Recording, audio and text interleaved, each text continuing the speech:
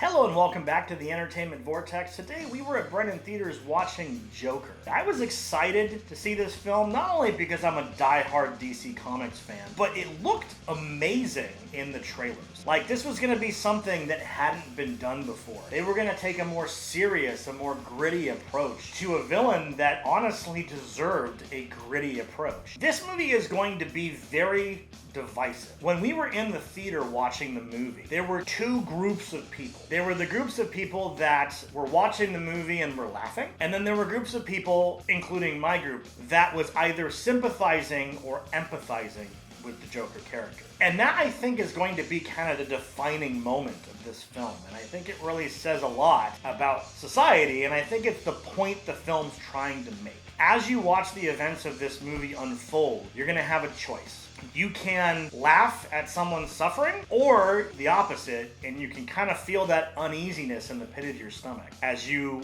watch someone fall apart. I think this movie was probably one of the hardest movies to sit through without squirming. I compare the feeling to something like some of the really gritty war movies, where you're watching events unfold you don't really want to see, but you can't look away, and this movie has a lot of that. And it's done phenomenally. I know exactly what they were trying to do in this film just by seeing the trailer, and when you watch it, you're going to be astonished on how well they accomplished that. Joaquin Phoenix is a masterful actor in this. Honestly, can't imagine the mindset he had to be in to accomplish this role. The facial expressions, the dead eyes that he has for a majority of the film. The fact that you look at him like he's withering away as the film goes on. It is just mind-bogglingly amazing how he did this. I've always thought he was like a method actor. If he method acted this, I honestly hope he's okay. This is one of those roles that probably sticks with you, and it doesn't take you to a very happy place. It probably takes you to a pretty dark place. Now, when it comes to the actual environments of the film, everything is dingy and dirty and really fits the time period, the story that they're creating, and also the kind of emotional feel of the movie. Everything lends itself into this character and what he's going through.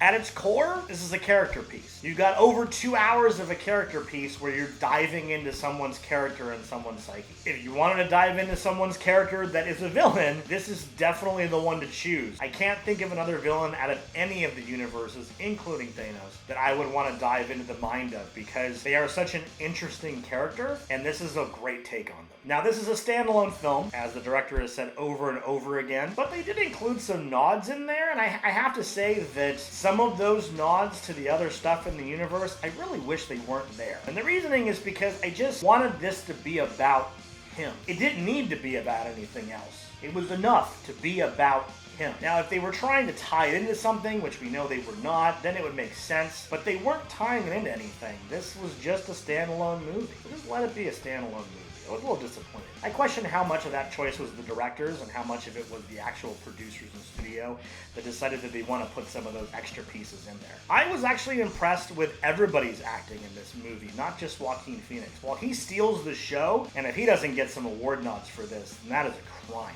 He really deserves it. But everybody in the movie did a good job. De Niro did a great job as the talk show host. The person that played his mom did an excellent job. The person that played his friends did an excellent job. I just thought it was all good stuff. Ultimately, this is a hard movie to sit through, but it's well worth it. Just remember, you're either going to be the person that empathizes with him, or you're going to be the person that laughs at him. Really hope you're the person that empathizes with him. We need more of those people in the world. Not justifying his actions, just understanding some of the issues he might have been going through. So I'm going to give this movie a 10 out of 10. While there were a couple little aspects of the movie that frustrated me in the story that I can't say here without ruining things, I really think this is a masterpiece. And I think it's the first of its kind. I cannot think of anything based off a comic book that has done this beautifully as a character piece. You really see the side of someone that you wouldn't normally see. And I think that nowadays, while everybody is so good at pointing fingers at each other and saying why the other person's the enemy, seeing behind someone's eyes to understand why the struggle is there, it's a little eye-opening. It makes you look at someone you might have shunned in the past and say, I wonder why they got there or how they got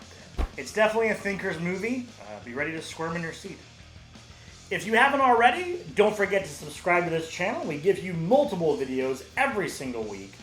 And we have t-shirts available if you're interested in those as well. Those are available down in the description below. We hope you'll follow us into the Vortex. We'll see you next time.